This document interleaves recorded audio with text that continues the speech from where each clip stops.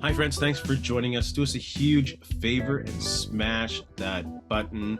We can't thank you all enough. Going to Labor Day weekend. Pretty excited about that. Benny, where can they find us on social media? Yeah, you can find us Ray and Benny Sports. We're on Twitter, Facebook, Instagram, TikTok. Check us out also on Reddit and Discord. And don't forget to leave us a rating on your favorite podcast provider. Bombers just signed a couple of receivers, Kyran Moore, Cam Echols. CFL experience, big time for one. CFL, a little bit, not really. What are your thoughts on these signings? Yeah, I mean, it's some good depth signings here. I mean, we know Kyran Moore has put up some good numbers in the CFL, playing with Saskatchewan and I believe with Edmonton as well. So they need it right now because we don't know enough about what's going on with Dembski and Stearns. They're not practicing, or Dembski was limited, I think. So it looks like we're going to need those guys for this weekend, or at least one of them. So, it's good. At least Dembski and Stearns have been out on practice, so it doesn't seem like they're very serious injuries that they're going to be put on the 6-game injured list or anything like that. Yeah. But yeah, Nick, I guess with Echols, Cam Echols, don't know enough about him. He's put up some decent numbers when he's played, but he doesn't have enough experience. And I was looking, both have actually return capabilities too, punt return, kick return. Yeah. So yeah, they needed that, and I'm interested to see actually what happens even with Ontario Wilson since he got cut with the Jets. Yeah, I wonder how long he'll exhaust all NFL opportunities. I guess as long as he can. Yeah, because Aju, am I saying that right? Is already coming back to Saskatchewan. Eldersma got a shot with the Giants. Yeah, he had to work out with the Giants, so hopefully, I don't want to say that doesn't work out, but. Well, with the signing of these two, still, I don't think it's obviously a good sign in regards to the health of the current receiving unit. They definitely could use some depth, and some playmaker ability is good. Whatchamacallit, what was his name again? Kyran Moore. Sorry, he catches like 75% of his targets, 10 yards per reception. Bombers definitely need that. A good veteran. And like you mentioned, special teams with Echols, but it doesn't really address still the lack of size on the Bomber receiving core. There's still not that deep, big body threat that the Bombers had for years and years and years. You can look at Darvin Adams, Rashid Bailey. He was like what, 6'2", 6'3". Chris Matthews, Greg Carr, Darius Bowman. I can go on and on. Even Drew Latarski. You can put Drew Latarski in there. There's still not a big-bodied receiver. I thought that would be good if they brought one in. And there's still time, obviously. Labor Day is always considered halfway point. Is now we start the sprint to the end. But it's nice to see a big-body receiver.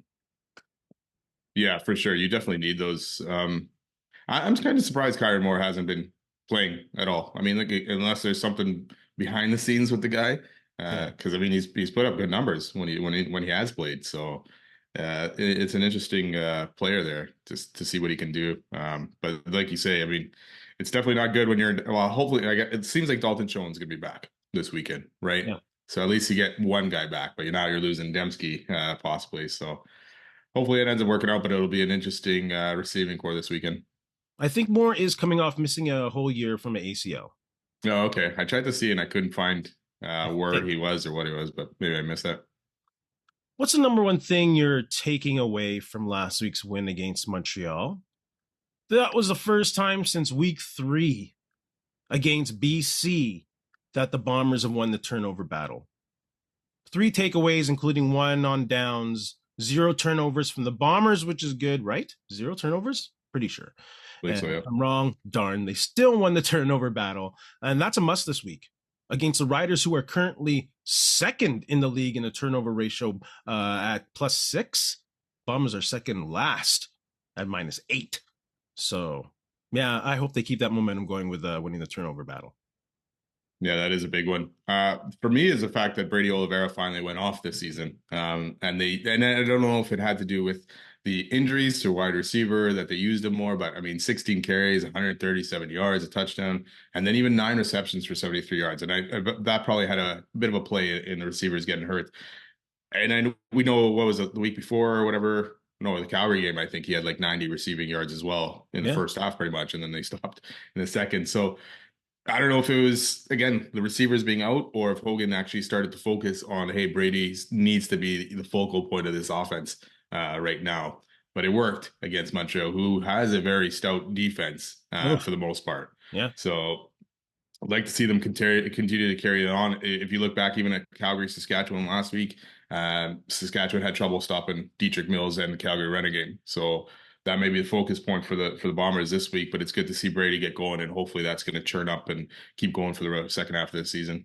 Especially Mills up the middle. Yeah, Oof. Mills has been playing pretty good this year, or at least he's had big game against the Bombers, Saskatchewan kind of thing. What is your number one concern going into the LDC Labor Day Classic? But talking about injuries, not only just the wide receiver injuries with Dembski and Stearns, Cramdy so far has not been practicing as well. So that's another huge loss that could happen for the Bombers. This is a big game, and you're going into a stadium that's going to be loud. So you Yeah. need as much veteran presence as possible. Be good if Dalton Schoen is going to be back. But yeah, those injuries on wide receiver and Cramdy are going to limit the Bombers a bit. I'm concerned about the environment off the bat. I think the Roughriders are going to probably be pissed. They lost to Calgary again, the only team they've lost to. The Bombers have lost a little bit of that veteran leadership over the years, like Hardrick and Biggie and a little Jeff Coates. So I think of that combination, it might be tough going at the beginning. If the Bombers can weather that storm, I think it'll be a good opportunity for them to gain the momentum. But yeah, I'm just concerned about the beginning of the game. Yeah, you'll have to lean on your veterans a bit, I guess, on both sides. Collaros, one guy, and then Willie Jefferson on the defensive side to bring those guys together. But Yeah. yeah, You mentioned Cramdy. What was the dude that played for him? Cam Allen? yeah, He was pretty solid. yeah. He had, Solid. yeah. So again, it's a depth that's going to come into play here for the Bombers, right? What matchup are you keeping an eye on when the Bomber Rider LDC? I'm going to say, because I'm a big booster of this dude, Tony Jones versus AJ Ouellette. Now, Ouellette, sorry, however the pronunciation, loves to run up the middle. Third in rushing in the league with over 700. Tony Jones is second in the league in tackles, I think, with 68. Something has to give in that battle, so I'm really looking forward to that match. I'll be watching that one all day. And that has to be like the whatever, I don't know what the word is, but that battle pretty much embodies what the whole game should be. It's going to be a physical matchup, a battle of wills. Who's going to win that battle in the hole? So yeah, Jones Ouellette. Yeah, for sure. Yeah, and that's the thing, right? It's going to be should be easier for Saskatchewan in Saskatchewan for this week, right? With the crowd noise and everything facing the Bombers. But I'm going to go Bomber O-line versus that Saskatchewan D-line front seven. It's going to be a battle. Like looking at sacks wise, Saskatchewan leads the league in sacks total. Yep. They got multiple guys: Shane Ray, Mika Johnson with 5, Malik Carney and Mike Rose with 4 each. So Montreal ended up having 2 against the Bombers, but we've seen the Bomber offensive line struggle in games before, and now you're on the road and facing that crowd noise on top of it. So we really need this Bomber O-line to step it up and give Collaros time, because especially if you have new receivers in there, Yeah. who've only been here for a week, they need to get ready and know what's going on, and that's why I feel like Brady Oliveira is going to need to step up as well, his blocking abilities, and help that O-line out. Is Vanderpool back? Yeah, it looks like he was full practice. So Taping this Friday morning, haven't been confirmed yet of the game day matchup lineup, but hopefully Vanderpool will be back. That'll be a huge plus. Bomber Blueprint. What we think's gonna go down on Labor Day? Man, we've seen a couple of those Labor Days live, and it's what's the first memory that comes to mind? One sentence of Labor Day Classic for you. Wow. I mean, the atmosphere, it's just crazy in there. I'm well, I don't even want to say it because the one that just That's popped more into than my one head. sentence. That's more than one Sorry. sentence. 2-liter football game. Yes. 2-liter fan football game. Tackle. Bomber Blueprint. What do you think is going to happen at Labor Day? Start with offense. Go ahead. I think the Bombers, they need to focus on the run. Brady Oliveira needs to have a big game. Saskatchewan's going to be tough to pass against. So I think in order for the Bombers to be able to have a chance in this game, lean on Olivera, whether it's through the pass or run. Um, you know, but I think they're going to have a hard time against Saskatchewan and the Saskatchewan D, because the Saskatchewan D is pretty good. Yeah. You know, and they've, besides Calgary, who they've struggled with a bit, they've done a pretty good job. So I think the Bombers are going to have a hard time on offense scoring points. I think both teams will have a hard time scoring points. Or maybe I'm just hoping that. I think the Bombers will hopefully stubbornly commit to the run. Even though, yes, the Roughriders allow just what, over 76 yards? 76 yards per game. You know, Oliveira putting up that 130 is encouraging. So hopefully that pushes Hogan to really commit to the run more, because they got to really control the tempo of the game. They got to win the time of possession. They got to slow this one down. The Bombers are, and the Riders are 1-2 when it comes to time of possession. So, man, I just really hope they commit to that run. And like we said, if Vanderpool comes back, maybe that gives them the flexibility to play more heavy set. Put in an extra lineman there to play tight end where they don't have to worry about their thinness or depth at O-line. So, yeah, I'm hoping they could go back to the run like you said. Because this will probably be Jason Hogan's toughest matchup so far against Corey Mace, who knows how to stop the Bombers. He knows how to rotate that D line in. So I think you really got to tire him out. And why not use hurry up offense? Don't let them substitute the D line.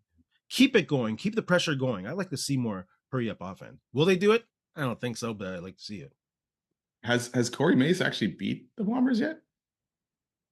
I'm just, Oh yeah, they did. They did last year once with Shea Patterson. That's right.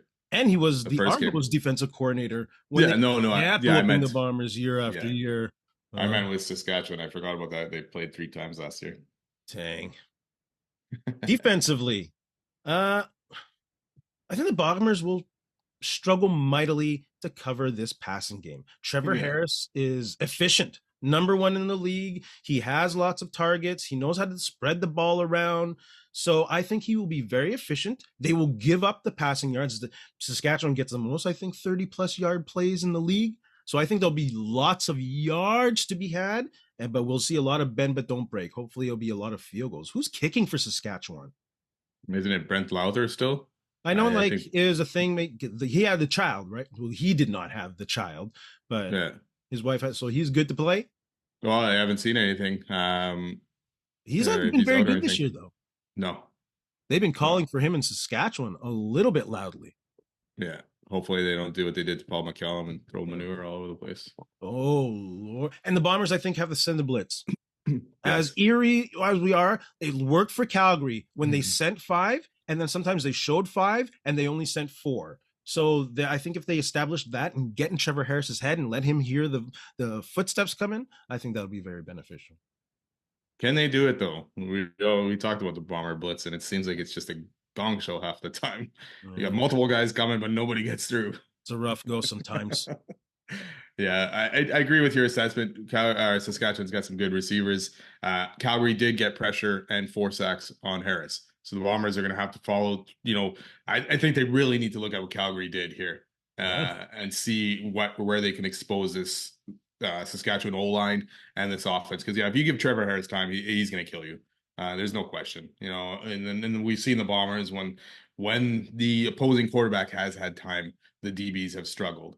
So yeah, you got to get after Harris, and hopefully they can. I agree that they'll give up the yards for sure. The Bombers will give up yards in this game. Harris will probably hit 300 yards, but you got to limit the points, especially the touchdowns. Let them settle for field goals, especially if it's Lawler kicking, because he's been struggling. So got to see the Bomber defense ball out in this one. Yeah, Harris was really having some happy feet in the second half against Calgary there. Couldn't settle his feet. Couple interceptions. Bombers got to use that blueprint. Well, he took some good hits too. So yeah, from the middle and the ends. Yeah. Special teams, what do they got to do, or what do you think they'll do? Looks like Mariel Alford is back. So that's going to be huge. Bombers did a good job on him last year, right? I believe he didn't, but he's very dangerous. So limit the guy, you know, and like we just said, get Saskatchewan to settle for field goals. You know, Lawler's going to hit somebody. Looks like he might miss some. So do that. And, you know what? I think Peyton Logan's going to have a good return game back there. Second game in there. Had some good returns against Montreal. I think he may break one. Sheehan's got to have a big day, and he will have a big day. That directional punting has been pretty solid this year. Pretty solid this year. And that's got to happen. And I think it will happen because with that loud crowd noise, a lot of times I talked about time of possession. That means it'll also be a battle of field position. Yeah. So and with Mary Alford back, they gotta limit those return yards. So keep him on the sideline. They will keep him on the sideline. Bomber fans, what are your thoughts on the Bomber Blueprint? What's going to happen? And don't forget, smash the subscribe button, please. Which QB is under more pressure to win this Labor Day, Harris or Collaros? I got to go Trevor Harris, man. This is in Saskatchewan. They should win this game. They are the better team so far this season. And when I was looking back on it, I don't think Harris has beat the Bombers yet since he's been in Saskatchewan. And then now the Bombers have won 3 of the last 4 Labor Day Classics, right? So this is a huge game all around for Saskatchewan to win. And we've seen the slide happen with Saskatchewan at this point for the last few seasons, where they go from 7-1, 6-2, and then fall apart. So I think the pressure is on Harris for this one. I agree. And it is a big game scenario. And Trevor Harris hasn't led a team as a starter to the Grey Cup and won. He has rings from being a backup to Ricky Ray and Henry Burse. That was the one that was here, I think, in Winnipeg.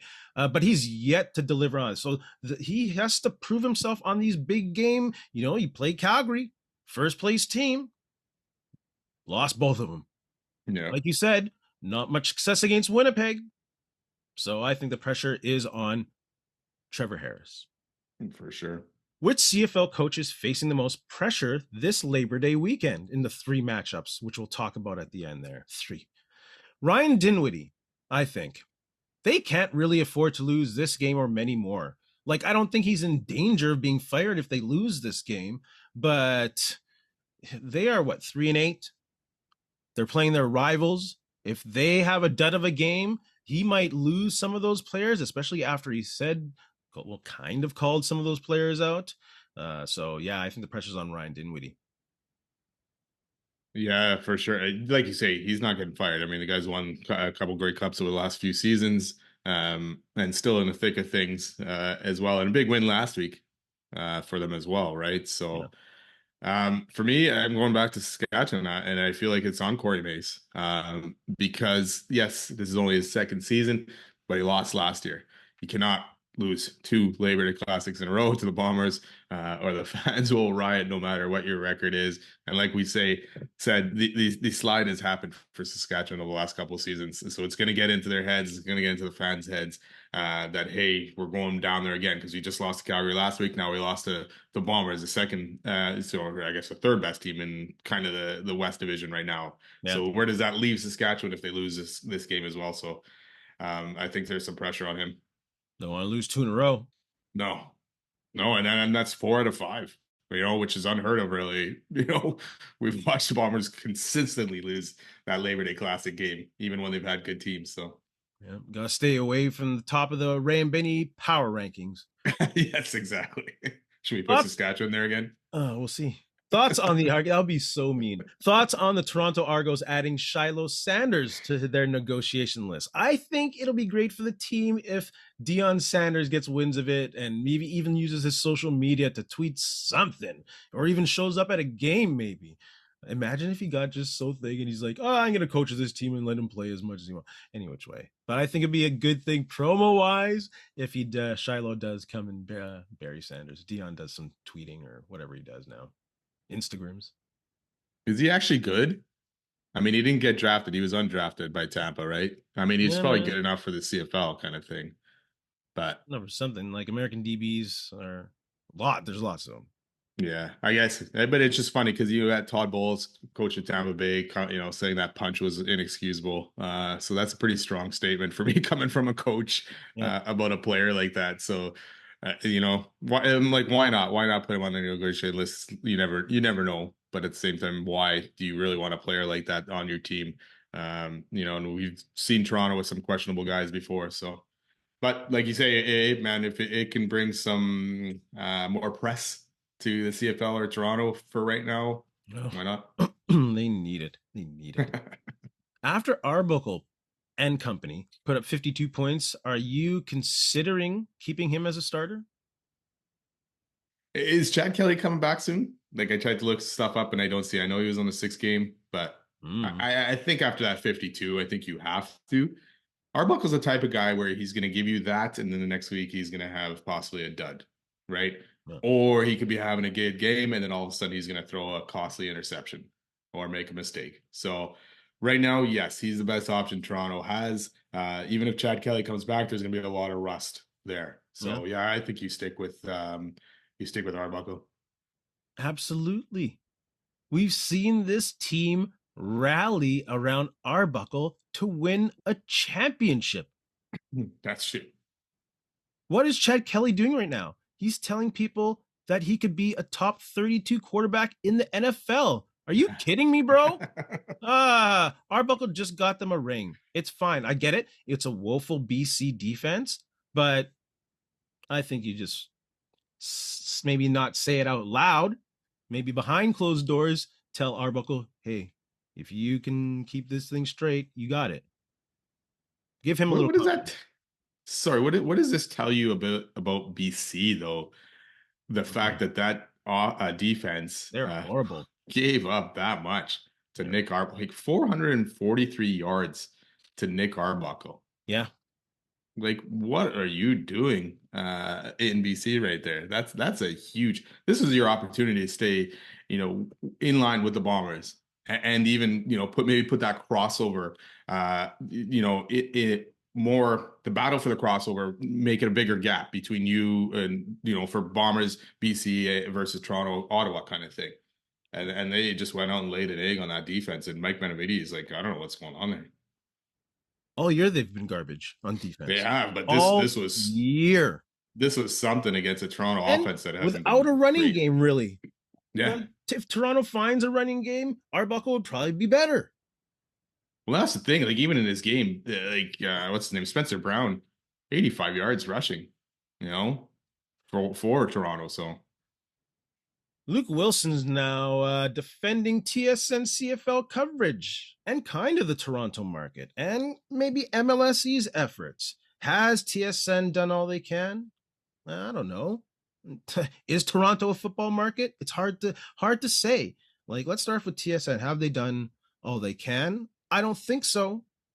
I don't think this being on the morning loop of Sports Center really helps grow the CFL. Unless you're doing CFL specific programming, especially like a CFL 30-minute whatever, no highlights. Like listen is an in-depth, get to know some players, put some faces on the game so people actually get to know and put it on CTV so more people across the nation see it. Morning loop highlights, are non-CFL fans really flocking to see TSN highlights of CFL? I don't think that helps grows the game. I think that helps satisfy current CFL fans, and I barely do that. Like I'll go yeah, to YouTube and watch them when I have on my own clock. So no, I don't think TSN is doing enough. I have to give TSN credit. I mean, they helped the CFL years ago by starting, Sure. giving the CFL money kind of as a TV deal and keeping the kind of the CFL afloat. Yes. But over time, it's kind of gotten a bit stale. Like there's nothing changed. Yes, you got the panel, you got knowledgeable guys and hosts on the panel, right? And now they've traveled a little bit the panel to some games. But for me, that's really the only difference. Now you've added some sideline. I mean, they had Sarah Oleski before, but you've added Luke Wilson as a sideline guy, right? But they need to do more. And I do agree that maybe it's not enough to just have it on loop on SportsCenter. Have a half an hour show, throughout the week. Recap the week before, the week ahead, and then you also, like you say, feature some players. So yes, they've done a job, but they got to get better at that job. Yeah. And Luke, it's funny because he'll criticize the CFL and all that stuff, but man, I know TSN's your employer and all that, but you should have been able to criticize kind of what they're doing as well, and that they're sticking to the status quo and not trying to help the CFL a bit more, right? Yeah. The So CFL I has think to have a more active role in this. yes, Like, oh this yeah, is crazy My goodness, the largest market, and they still can't find a niche. Well, I think the CFL as a whole, because even if you the CFL's Twitter account during games, will tweet something out and it barely gets any engagement at Yeah. all. So the CFL has some work to do there as well, but they almost got to work together with TSN and figure something out because this is your TV provider. There's gonna be no Sportsnet coming in. Sportsnet is not going to do this, and Luke can go. Well, these games are all in primetime slots of TSN. Well, TSN doesn't really have anything else to show, right? They don't have hockey. They've lost NHL. So CFL right now is almost your main programming for Canadian audiences. Make it So work. you need to make that better. You need to work at it a little bit. But I guess there's no competition, so you keep things status quo. The Toronto football market? I think their football market, like I think they would support the NFL more than the CFL, but if the team was good. Otherwise, it'd be like the Jays. When the Jays are good, hey, let's go fill that stadium. When the Jays are bad, let's sit back and watch. I think they just don't like CFL is too minor league for them. Yeah. So I think that's why they struggle to fill that place up. Yeah, I do think obviously Toronto is a Leafs hockey city. And it's a Raptors city. I think that's ingrained in it now. Basketball culture is a big thing in Toronto where it's even beyond now the Raptors, but the Raptors feel that so much now because there's so much in the community, which, you know what? There's some idiot on Twitter. I'm not even going to use their handle or name, but they had this logic where they're like, well, the problem with CFL attendance is they are flooding so many immigrants into this country that there are people Oh who my god. don't even appreciate football anymore. I'm like, man, are you kidding me? Like, I look at my own dad, and like, he was an immigrant who didn't grow up watching American football, but it was a place where you can go where there are a lot of other people of color, where they can see people of color on the field being celebrated and cheered and elevated rather than face racism on a daily basis at work or in the street. Like, use your brain, man. Like, that's why the Raptors are successful. They focused on immigrants, new Canadians, and women. And look at their Yeah. fan base now. Like, and Yeah. have the Argos done that? Yes, they do. Like Caravana, they'll have Afro Caribbean night, and they do that at a certain level. But Toronto's big. You got to go home, hard or go home. So whatever. Yeah. I'm passionate about this, but that comment really pissed me off. And there's a lot of ignorance out there. Just saying. Oh, for sure. Yeah. Big time. That's crazy. Don't blame it on immigrants. But Toronto's an entertainment city. Like, it's hard. Like, you go to theaters there, they're packed. And they have Yeah. concerts there all the time. Like, and you have like Taylor Swift there for 2-3 nights. Like, Yeah. There's a lot obviously to do in Toronto compared to what there is to do in Winnipeg. Right. yeah. You got so many more options. And of course, things cost more as well, whereas Yes. the CFL, doesn't. It's very reasonable price. But people have to decide where they're going to spend their money, right? Obviously, today in this day and age with the economy and everything, it's tough. But like you say, last game they had a good crowd, and I don't know if they gave tickets away, but I think they need to start doing that right now for at least a couple years or a year or two, whatever it takes to give away these tickets, get people into the stands, and have them leave. And I know that was a great game because there was lots of scoring. Yeah. Right. So that was a good game to get people to start coming back and go, oh, that was fun. And now you get them to buy a $20 ticket next time, right? Yeah. And build from there. But give the tickets away, and like you say, to new people to Canada, whatever it takes. Get them to come check out a new game that they may have never seen before. Yeah. So, and it was CNE night too. So you had that, like, in this old stadium here. Remember, there used to be the Red River X. Yeah. So they had all the fairgrounds and everything, and people got to go to the game as well. So they were connected. But you can't do that every week. No. But they got to take advantage of opportunities like that. Yeah, and hopefully you have those people now who will go, oh, that was great. Let's go to another game, right? Yeah. So just got to keep doing stuff like that. 9-team league. I know we don't like talking about schedule makers because we give them so much airtime because we think they're horrible at their jobs. Why are there only 3 games on Labor Day weekend? And how do you fix that? This is like the premier weekend of the CFL season, right? You got obviously 3 very good rivalries going on that have been going on for a long time. you know, and it works for those three teams. I don't know. Logically, I would think Montreal, Ottawa, right? Yes. That should be the rivalry. But then if you get that 10th team, like unless it's Victoria, it's probably coming from the east of the country, right? Yes. So now is BC going to be a rivalry with that team? Why not? It Coast to could. coast. Coast to coast. It could. To me, like like if you can somehow though snag a team in Quebec, right? I mean, obviously Montreal, Quebec would be the rivalry you kind of want. But at this point now, say you built up Montreal, Ottawa, how do you switch it to that other rivalry? Try to build that up. But I think to me, you got to go BC, Ottawa, and try to build a rivalry there somehow, and then see what that 10th team would be. I mean, someone's got to have some idea where this 10th team is possibly coming from at this point, or if it's ever Yeah. coming, right? To Oh, build this thing. But yeah, there should be 4 games this weekend. I'm not even entertaining the thought of a 10th team. That talk is off the table a long time ago. It's You got to have come. 9 teams.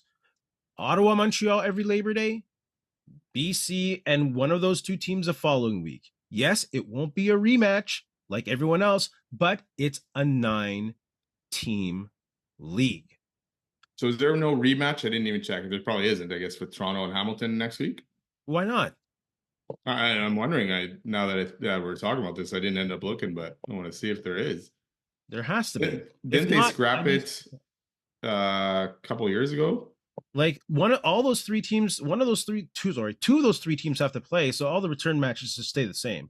I'm just saying, rotate those 3 teams that are playing on Labor Day. Have BC play, take Labor Day off. Montreal, Ottawa, always. That's the Rideau, Battle of the Rideau. They're right there. They both speak French. They're right beside each other. And then BC jumps into one of those teams the following year. That's your easy fix. I don't understand why they can't get that going. It doesn't make sense.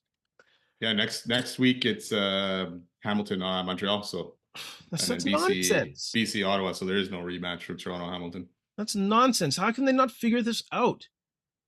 It's the CFL, man. They haven't been able to figure out the schedule properly at all for Just years. let Chat GPT do it already. Just let Chat GPT, we'll put the parameters in. Labor Day this, rematch this. Make sure people don't play 3 times in a row. Don't blow all their matchups in the first third of the season. That's your parameters. CFL Power 4. 4-1. Who do you got at 4? You know what? Winnipeg's made my list. Couple wins in a row here, kind of getting a little bit better. So I'll put them at number 4. I got Winnipeg at 4. I think they will build momentum this week. I got them winning this week. Who do you got at 3? Oh, for sure. Who do you got at 3? Wow. I'm still putting Hamilton still at number 3. They didn't play last week, right? So no movement from them. Yeah, Hamilton, hard to argue. They're there. Didn't look too good in their last game, but Hamilton. Saskatchewan, Saskatchewan I have at number 2, so I won't crown them like I did last week. I got well, speaking of Hamilton, that was 2 losses in a row now. I look back at it to BC and Saskatchewan, right? So yeah, 6-4. So we'll see what they do against Toronto this week. I got Saskatchewan as well, number 2. Obviously a battle last week with the 2 powerhouses of the CFL, and Saskatchewan lost out to the only team they've lost to. Yeah. What 5-0 this team against Winnipeg and Saskatchewan. Crazy. Have they lost to anyone in the West? Who? Calgary. Have they only lost to Ottawa? Ottawa, no, there's one more. Winnipeg. No. Sorry. Hamilton? Must be. They did not lose to BC, did they? Hey? They did not lose to BC, did they? No, what was so PJ Walker. That's Ottawa. PJ Walker and rain game was Ottawa. Yeah, Ottawa, rain game. And there's one other one, right? CFL Nation, put the answer and then Montreal, they lost to. There you go. The one where Davis Alexander ended up getting no, that's the one where Vernon Adams ended up getting hurt after. Oh, yeah. See, they're screwed if he gets hurt. And he does get hurt. I'm assuming we got Calgary at 1, right? Oh, for sure.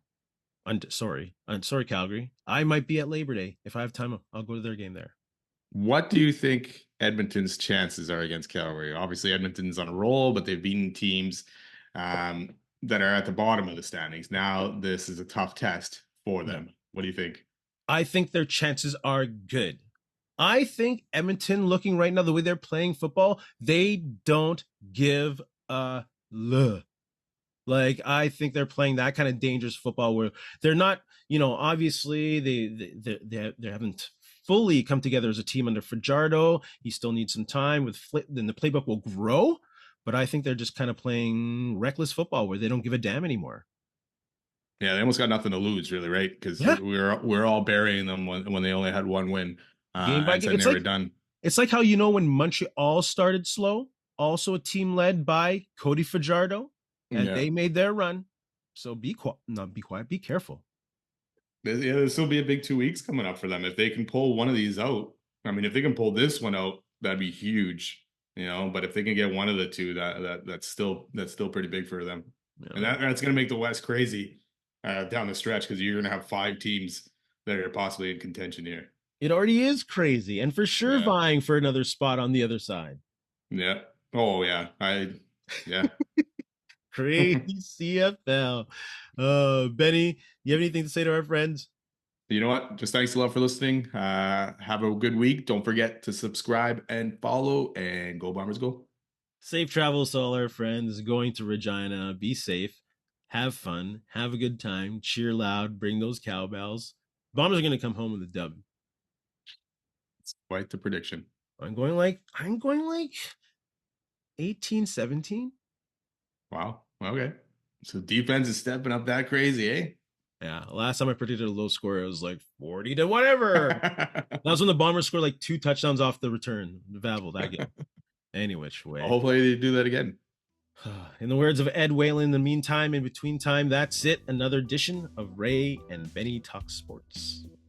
Hey, friends and neighbors, don't forget to check us out online on Facebook, TikTok, Instagram, and Twitter at Ray Benny Sports. And don't forget to check out our YouTube channel. Leave a like, leave a comment, tell us what you think.